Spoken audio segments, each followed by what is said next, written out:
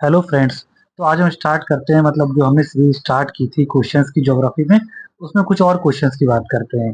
तो चलिए दोस्तों, सबसे पहले क्वेश्चन की बात करते हैं। आप देख सकते हैं जो आपका पहला क्वेश्चन है वो आपका क्वेश्चन है, the Indian standard time is based on which longitude, यानी जो भारत का मानक समय रेखा है वो कौन से देशांतर से होकर गुजरता है। तो दोस्तों इसका आंसर है 82.5 डिग्री ईस्ट। चलिए ये तो इसका आंसर हो गया। अब हम कुछ फैक्ट की बात करते हैं जो इससे रिलेटेड क्वेश्चन एग्जाम में पूछे जाते हैं कई बार। तो आप देख भी सकते हैं जो हमारा इंडियन स्टैंडर्ड टाइमलाइन है वो आपका 82.5 है। पहली चीज तो ये हो गई। सेकंड क्वेश्चन ये कई बार एग्जाम में पूछा जाता है कि भारत की मानक समय रेखा भारत के कितने राज्यों से होकर गुजरती है। ये क्वेश्चन कई बार एग्जाम में पूछा जाता है। तो जो इसका आंसर है वो आपका आंसर है 5 स्टेट। देखिए यहाँ मैंने मेंशन भी करके रखा हुआ है। जो आपके 5 स्टेट है वो देखिए ऊपर से बात करते हैं। देखिए सबसे पहले आता है यूपी, उसके बाद एमपी, फिर छत्तीसगढ़, फिर उड़ीसा और सबसे आखिरी में आता है आपका आंध्र प्रदेश। यानी ये तो आपको पता चल गया कि भारत की मानक समय रेखा इंडिया के 5 स्टेटों को क्रॉस करती है। पहली चीज तो ये हो गई। सेकंड पॉइंट दोस्तों ये आता है कि भारत ने मानक समय रेखा जो आपका इंडियन स्टैंडर्ड टाइमलाइन है उसको कब अडॉप्ट किया था। तो इसका आंसर है 1906। देखिए यहाँ मैंने मेंशन भी करके रखा हुआ है ताकि आपको इजीली याद रह सके। कई बार क्वेश्चन पूछा जा सकता है इस रिलेटेड एग्जाम में कि भारत ने कब अडॉप्ट किया था इस स्टैंडर्ड ऑफ टाइम को।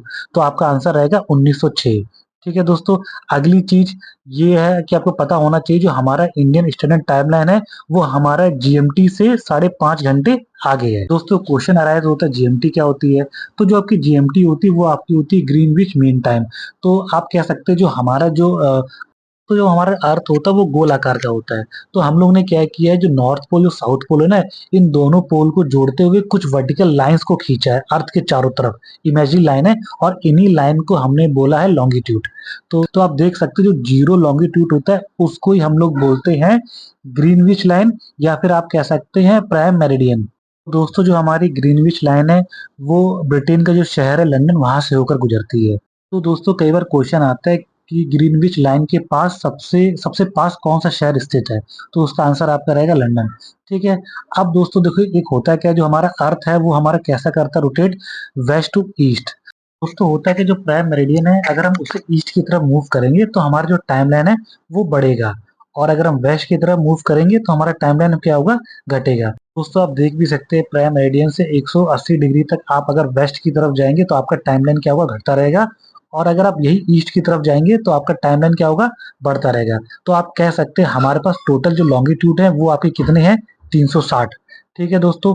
अब होता क्या, अर्थ हमारा क्या करता है, रोटेट करता है। और एक रोटेशन में अर्थ को लगते हैं 24 घंटे। तो हम कह सकते हैं 24 घंटे में जो हमारा अर्थ है वो 300 जो 60 डिग्री लॉन्गिट्यूड है उस पूरे को कवर करता है। तो अगर हम ये कैलकुलेट करें कि हमारा एक लॉन्गिट्यूड कितने मिनट के बराबर है, तो आप देख भी सकते हैं। सबसे पहले आप देख लीजिए कि 24 जो हमारे घंटे वो किसके बराबर है, 360 लॉन्गिट्यूड के। तो उसके हिसाब से हमारा जो एक लॉन्गिट्यूड वो निकल के आएगा 4 मिनट के बराबर। और 15 लॉन्गिट्यूड किसके बराबर निकल के आएगा दोस्तों, 1 घंटे के बराबर। और आपको पता ही है जो हमारा जो इंडिया है वो हमारे कहाँ पे लोकेटेड है, वो हमारा है हमारा ईस्ट लॉन्गिट्यूड की तरफ है। तो इसलिए जो हमारा टाइम लाइन है वो प्राइम मेरिडियन से क्या है, पॉजिटिव है। दोस्तों जो हमारा जो इंडियन स्टैंडर्ड टाइम लाइन है वो जो हमारे ग्रीनविच लाइन से वो 5.5 घंटे इसलिए आगे है क्योंकि जो हमारा इंडिया वो कहाँ लोकेटेड है, वो ईस्ट में लोकेटेड है। यहाँ मैंने इस तरह से इसको फैक्ट के तौर पर लिखा भी है, मतलब आपको ताकि थोड़ा समझ में आ पाए इजिली। जैसे यहाँ मैंने लिख रखा है हमारे कितने लॉन्गिट्यूड है, वो आपके 360 है, यहाँ पे देखिए। चलिए दोस्तों आगे बात करते हैं। अगर हम इंडिया की बात करें तो हम नॉर्थ से लेकर साउथ तक की डिस्टेंस की बात करें तो वो हमारे आता है 3214 किलोमीटर। वैसे ही अगर उसी प्रकार हम ईस्ट से वेस्ट की बात करें तो वो हमारा निकल के आता है 2933 किलोमीटर। ठीक है दोस्तों। बाकी आप देख सकते हैं मैंने यहाँ पे मतलब लॉन्गिट्यूड लेटीट्यूड इंडिया का यहाँ मैप में देख भी सकते हैं, पूरा साफ साफ मेंशन कर रखा है। अगर हम आपका लॉन्गिट्यूड की बात करेंगे तो आप नॉर्थ के पॉइंट आप देख सकते हैं 37.6 डिग्री है, और साउथ में 8.4 है। ये मैं कन्याकुमारी की बात कर रहा हूँ। वैसे आप ईस्ट टू वेस्ट का आप चेक कर सकते हैं, यहाँ मतलब मैप में पूरा अच्छे से मेंशन है, आप इसको देख सकते हैं। ठीक है दोस्तों। चलिए दोस्तों अगले क्वेश्चन पे बढ़ते हैं। हमारा अगला क्वेश्चन है, भारत का सबसे दक्षिण बिंदु कौन सा है, यानी हम कह सकते हैं हमारा साउथ का सबसे लास्ट पॉइंट कौन सा है इंडिया का। तो दोस्तों इसका आंसर है इंदिरा पॉइंट आप देख भी सकते हैं यहाँ पे। अब दोस्तों होता है क्या है, मतलब इंदिरा पॉइंट कहाँ पे आपका लोकेटेड है, वो आपका ग्रेट निकोबार में, पहला चीज। सेकंड चीज, अगर इसके लैटिट्यूड की बात करेंगे तो वो आपका 6.45 डिग्री, ठीक है। यही हमारा इंडिया का सबसे लास्ट लैटिट्यूड, आप याद रखना। अगर मेन लैंड इंडिया की बात करें तो हमारा सबसे आखिरी पॉइंट कौन सा मेन लैंड इंडिया का, वो आपका कन्याकुमारी। और कन्याकुमारी कहाँ आपका आता है, तमिलनाडु स्टेट में, ठीक है दोस्तों। ये तो मैंने बता दिया। अब नॉर्थ की अगर मैं बताता चलूं आपको, तो नॉर्थ का सबसे सबसे नॉर्थ का पॉइंट है, उसको बोलते हैं हम लोग इंदिरा कॉल। और इंदिरा कॉल आपका कहाँ पे लोकेटेड है, वो आपका है दोस्तों देखिए, सियाचिन यानी लद्दाख में। उसी प्रकार अगर मैं ईस्ट की बात करूं, तो ईस्ट का पॉइंट आपका जो है उसका नाम है किबीथू। और किबीथू आपका कहाँ पे है दोस्तों, अरुणाचल प्रदेश में। अगर वेस्ट की बात की जाए, तो वेस्ट का सबसे आखिरी पॉइंट आपका है गुहार मोती। और गुहार मोती आपका दोस्तों आता कहाँ है, गुजरात में। बाकी दोस्तों एक फैक्ट ये भी है कि आपको पता होगा कि 2006 में सुनामी आई थी इंडिया में। तो उस सुनामी में क्या हुआ था, जो हमारा ग्रेट निकोबार का जो ये इंदिरा पॉइंट है, ये पानी में डूब गया था। तो आज की डेट में आप कह सकते हैं जो इंदिरा पॉइंट है वो पानी के अंदर है। तो चलिए दोस्तों आगे बढ़ते हैं अगले क्वेश्चन पे। तो दोस्तों हमारा अगला क्वेश्चन है, which is the northern most state of India, ठीक है। तो दोस्तों इसका आंसर क्या रहेगा आपका, हिमाचल प्रदेश। अच्छा, कई लोग कंफ्यूज रहेंगे जम्मू कश्मीर क्यों नहीं हुआ। तो दोस्तों बताता चलूं, आपको पता भी होगा कि 2019 में क्या हुआ था, जम्मू कश्मीर को क्या कहते हैं, हम लोगों ने यूटी बना दिया और दो हिस्सों में तोड़ दिया था।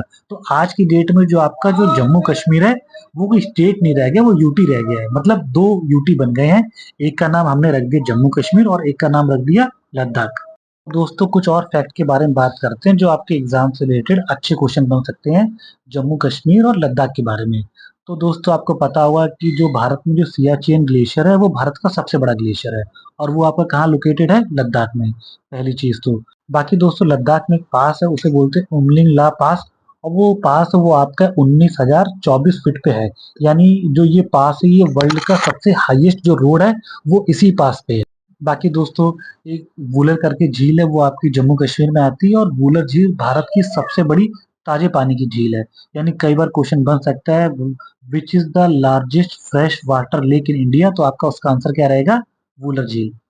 बाकी दोस्तों एक फैक्ट ये भी आपको पता होना चाहिए, जो सिंधु रिवर है, वो जो रिवर है वो इंडिया में सिर्फ जम्मू कश्मीर लद्दाख से होकर ही निकलती है, और किसी भी स्टेट को टच नहीं करती। यानी कह सकते हैं जो सिंधु रिवर है, वो फ्लो कहाँ होती है, सिर्फ जम्मू कश्मीर और लद्दाख में। चलिए दोस्तों हिमाचल प्रदेश के कुछ फैक्ट के बारे में बात करते हैं। तो आपको पता होना चाहिए, जो पहला मतलब स्मोक फ्री जो स्टेट बना था इंडिया में, वो था आपका हिमाचल प्रदेश, पहली चीज तो। दूसरी चीज आपको एक ये भी फैक्ट है कि पूरे वर्ल्ड का सबसे हाईएस्ट जो क्रिकेट स्टेडियम है हाइट पे, वो आपका कहाँ लोकेटेड है, वो भी आपका हिमाचल प्रदेश में ही लोकेटेड है। तीसरा पॉइंट ये भी आप देख सकते हैं कि हिमाचल प्रदेश की सबसे ऊंची चोटी है, उसका नाम क्या है, उसका नाम है शिला है। और वो किस जिले में आती है, वो आती है कुन्नूर जिले में। अगर मैं इस चोटी की हाइट की बात करूं, तो आपकी हाइट है 7,025 मीटर। चलिए दोस्तों अगले क्वेश्चन में बढ़ते हैं। हमारा अगला क्वेश्चन है, भारत का वो कौन सा राज्य है जो नेपाल, भूटान और चाइना से अपने बॉर्डर को शेयर करता है, ठीक है दोस्तों। तो दोस्तों इसका आंसर है सिक्किम। आप देख देख भी सकते हैं, यहाँ मैंने मैप भी लगा रखा है, क्योंकि मैप का ये बहुत अच्छा बेनिफिट होता है कि आप इजिली चीजों को समझ सकते हैं, ठीक है। तो आप देख सकते हैं, चलिए सिक्किम की सबसे पहले बात करते हैं। आप देखिए, जो सिक्किम जो है आपका, देखिए ये कैसे टच कर रहा है, वो आपका वेस्ट में नेपाल को टच कर रहा है, ईस्ट में भूटान को, और नॉर्थ में उसके क्या है, चाइना, ठीक है दोस्तों। तो कई बार ऐसे भी क्वेश्चन बनते हैं कि मतलब और स्टेट के बारे में पूछ लेंगे कि मतलब और कितने स्टेट है, कहाँ कहाँ बॉर्डर शेयर करते हैं। तो अगर बात किया जाए तीन कंट्री को टच करने वाले बॉर्डर स्टेट की, तो हमारे से तीन ऐसे स्टेट आते हैं। पहले की तो बात हमने कर ली है, सिक्किम। सेकंड की बात किया जाए तो आप देखिए, वो है वेस्ट बंगाल। वेस्ट बंगाल किसको टच कर रहा है, आप मैप में भी देख सकते हैं। वो टच किसको कर रहा है, नेपाल को, भूटान को और बांग्लादेश को, ठीक है दोस्तों। और साथ में ये भी फैक्ट आपको पता ही होना चाहिए, वेस्ट बंगाल बांग्लादेश के साथ सबसे ज्यादा बॉर्डर शेयर करने वाला स्टेट है, ठीक है दोस्तों। अगले स्टेट की बात करते हैं, तो अगला हमारा आता है अरुणाचल प्रदेश। अरुणाचल प्रदेश देखिए किसको टच कर रहा है, भूटान को, चाइना को और म्यांमार को। यानी हमारे तीन ऐसे स्टेट, तीन सॉरी ऐसे हमारे स्टेट हैं जो तीन कंट्री से बॉर्डर शेयर कर रहे हैं, ठीक है दोस्तों। अब यहाँ पे देखिए एक फैक्ट ये भी है कि आप देखिए त्रिपुरा। त्रिपुरा भी कई बार क्वेश्चन में पूछा जाता है कि भारत का ऐसा कौन सा स्टेट है जो तीनों तरफ बांग्लादेश से घिरा हुआ है, तो उसका आंसर रहने वाला है त्रिपुरा। अब अगर मैं दो स्टेट से बॉर्डर शेयर करने वाले की बात करूं, जो मतलब दो कंट्री से बॉर्डर शेयर करते हैं, तो उसमें आप देखिए आपका एक आ जाएगा असम। असम देखिए किससे बॉर्डर शेयर कर रहा है, आपका भूटान से और एक बांग्लादेश से। उसी प्रकार आप देखिए ये एक स्टेट आपका मिजोरम। मिजोरम दोस्तों किससे बॉर्डर अपना शेयर कर रहा है, आप देख भी सकते हैं। एक तो हो गया आपका बांग्लादेश और एक आपका हो गया म्यांमार। ठीक है दोस्तों।